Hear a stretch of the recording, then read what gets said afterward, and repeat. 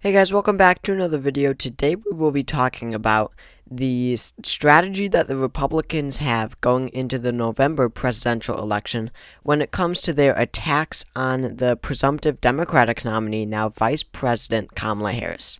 So many Republican politicians have started or have began starting to run these attacks that she is unqualified for the job, that she is a DEI hire, which means diversity, inclusion, and whatever, and equality. That's what it is. Diversity, equality, and inclusion. And you can have your own opinions on that, whether or not she is in this position because of DEI or positions, or appointed basically to these positions because of her race, being an African American woman and an Indian American woman, and of course her gender, being a woman, being female. Now, I'm not here to tell you about that, whether or not she is, but I am here to say that Republicans are guaranteed, or not, I shouldn't say guaranteed, but destined to lose in November if they run their attacks on that Kamala Harris is a DEI hire, because that just is not relevant to the vast majority of American voters, and no one really cares. It's not, not substantive. So, yeah, as I was saying, Republican politicians, lawmakers have been going on cable news programs saying that she is only vice president because she's a woman and African American. And yeah, I mean, Donald Trump is just making weird remarks about how she recently became an African American in order to get the vice presidency. No one really knows what that means at all. But yeah, as I said, they are running their attacks on that so far. And if they continue on this path, then they are going to lose big time. It's just, feeding into this narrative that Republicans are weird. The governor of Minnesota, Tim Walz, kind of coined this term, or not a term, just a word, weird, when speaking of Republicans. He said how Republicans, they're against Tim Walz giving free lunch to kids in Minnesota schools. They're against whatever programs that are going to benefit working families and all that. I won't go into that right now. But he says that this is just plain weird, and these are not normal people, wanting to restrict the rights of people. That is not normal behavior, and that is weird. And, Republicans calling Kamala Harris, focusing really their attacks on Kamala Harris, really obsessing over Kamala Harris being a DEI hire.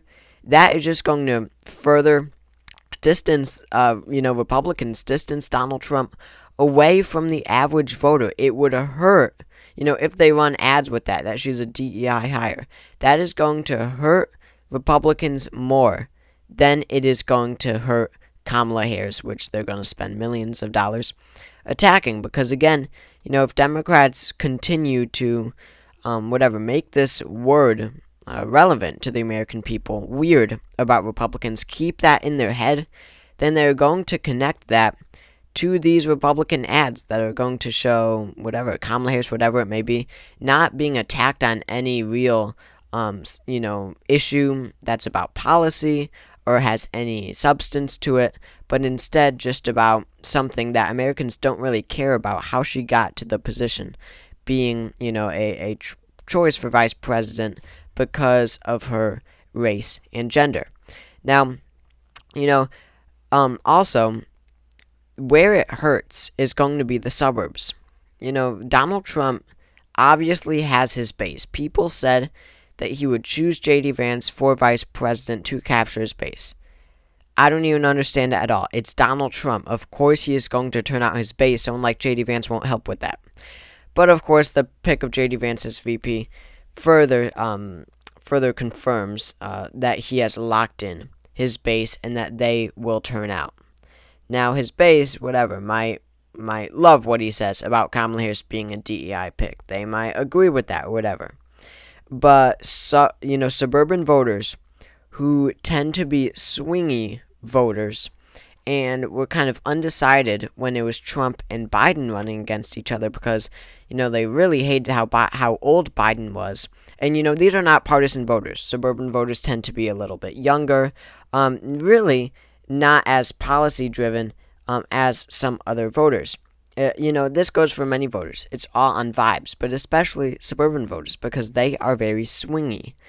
They are not very partisan at all. They did not, grow up in a deeply partisan political culture. So, Republicans making this a race about Kamala Harris, race and gender, that is going to just turn away these more suburban voters who generally vote on vibes, generally vote on who they feel will be, a strong leader and isn't weird, is normal. And this was proven in 2016 to 2020, that trend. For example, suburban voters are so critical, and you can see how they really trended towards Biden more than any other voter bloc in 2020 across the swing states. That's because they wanted a return to normal. For example, in Chester County, Pennsylvania, an obvious suburb of Philadelphia, they voted for Hillary Clinton by 9.5%, and then just 4 years later, Joe Biden by 17.1%. That's a 7.6% shift to the right, when the state as a whole shifted about 1.5 to the right. 1.5 compared to 7 points to the right. To the left. To the left. And then Georgia, Cobb County, in 2020, a suburb of Atlanta, voted for Hillary Clinton by 2.2. Joe Biden won it by 14.3. That's a 12-point shift towards Joe Biden, when the state as a whole shifted some 4 points, or maybe even 5 points to the left. Cobb shifted 12 to the left. And then you've got Wisconsin. You've got Ozaukee County, I guess, which is a suburb of Milwaukee. They voted for they voted for Trump by 18.8, and then they voted for Trump in 2020 by 12. So that's a 6-point shift to the right, when the state as a whole shifted about a point to the right. And then one more example, Michigan. This stuff is so important. They voted for Hillary by 8, voted for Biden by 14. That's a 6-point trend to the right. It was about a 3-point trend to the right. Sorry, why do I keep saying that? To the left, to the left, to the left, to the left, not to the right, statewide. So it's obvious, looking at those numbers, that the suburbs shifted most to the left in 2020, and that is because they, wanted a return to normal. They aren't that policy-driven. And when you've got House Republicans, or just, Republican politicians in general, making these comments, running their campaign, if they continue on this, running their campaign on Kamala Harris's race and gender, especially to women and African Americans, that will be highly offensive, and most importantly, just plain weird, that will further distance Republicans away from your typical voter. And Kamala Harris is surging. I just want to end with this.